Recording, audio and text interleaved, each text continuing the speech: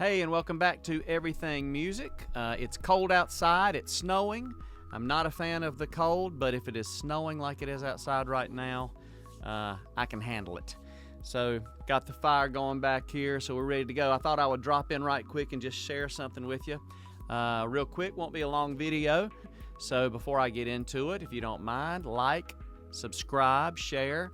If we can get the likes up, that helps push this video out to other people. Let me straighten this up just a little bit. I'm a little OCD, so if it's off, I just get the... So if we get the likes up, the algorithm will push this out to other people just like you and me who love music. And with no further ado, let's get into it.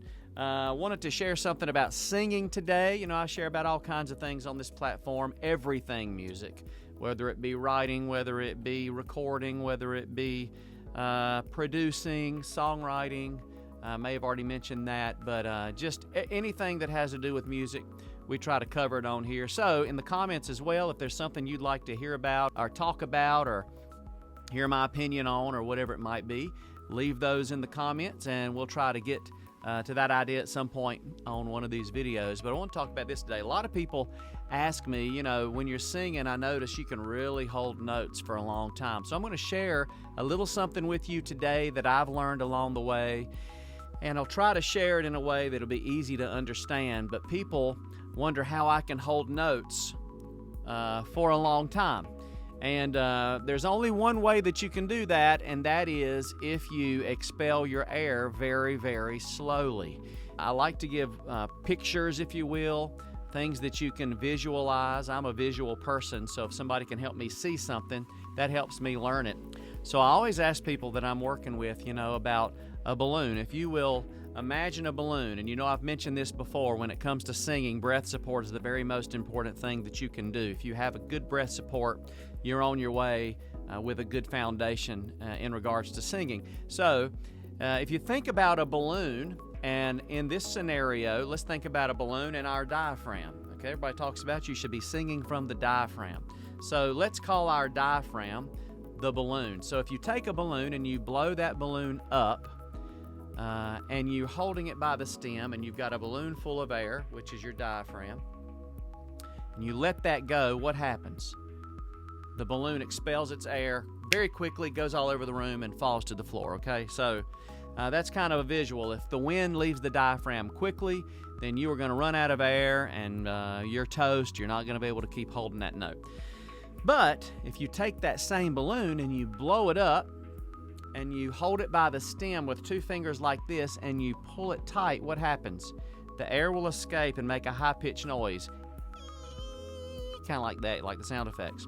So it'll make a high-pitched noise, but what's happening? That balloon is losing air, but it's losing it at a very slow pace. Okay, it's going to take a long time for that air to leave that balloon. And that's what we want to happen when we're singing. We want the balloon, our air, our lungs, our diaphragm to expel the air that it has within it very slowly. So we got the balloon. What about the stem? So that's here, the stem. We have muscles here, okay, that come together. So if we can make these muscles come together and hold air in, okay, then that's the key. And you have to get a muscle memory going here. You have to become familiar with these muscles. How do we pull them together and control them? Anybody can pull them together.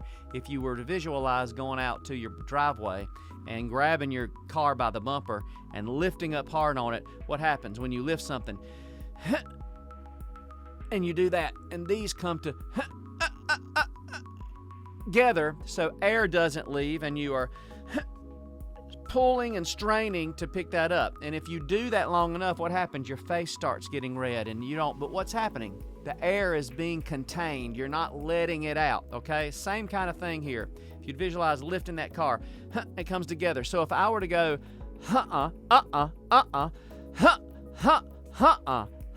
with an H, as if I'm lifting something, and you feel those, come together, that's the stem of the balloon. So if I'm singing a song and I'm singing it in a breathy tone, that's why I have to keep reloading air. So if I'm singing like this and air is going out and blah, blah, blah, I have to keep reloading that air. But if you sing and these come together, so let's do a test. If we go, didn't take long for that air to expel. But if these come together,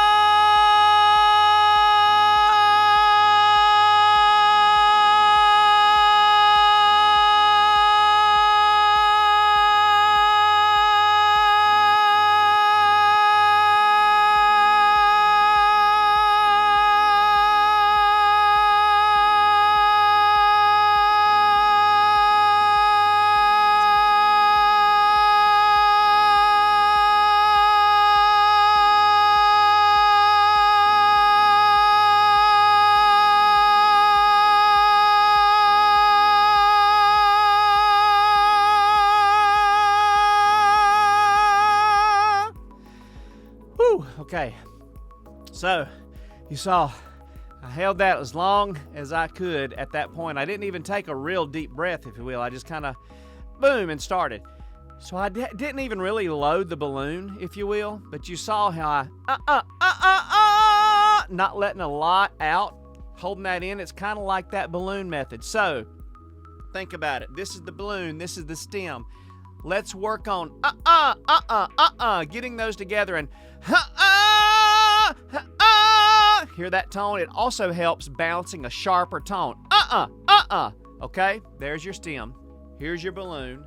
Let's get these muscles working. Visualize lifting a bumper, grunting, making the face red, not letting anything through there, and then start letting a little through just to start understanding what it means to let a tone through, but not open that passageway all the way, okay? And I think that that's going to help you down the road to have a sharper tone and to hold your notes out longer by reserving your air, all right? So there you go. Get them together. Let's hold notes forever.